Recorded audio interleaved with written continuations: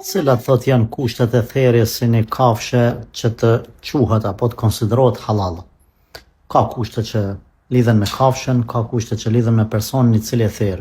Me kafshën tjetë kafsha prej atyre kafshëve halal, domethënë lopa, delja, dhia, bollica e të ngjashme me to, jo kafshë haram, domethënë derë e të ngjashme. Kjo e para tjetë pastaj e bler ose personale mos jetë e vjedhur, ke parasysh këto, mos jetë ngordhsin, e ngordhur.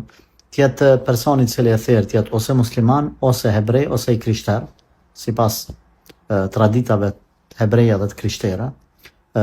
Therrët në emër të Allahut, pra me bismillah, mos therrët për idhujt.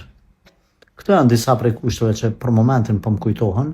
Domethënë ai personi që e therr, tham tjetë musliman të konsiderohet prej muslimanëve e jo vetëm me emër musliman e me veprat e tij më konë qafir, Allah i na ruajt.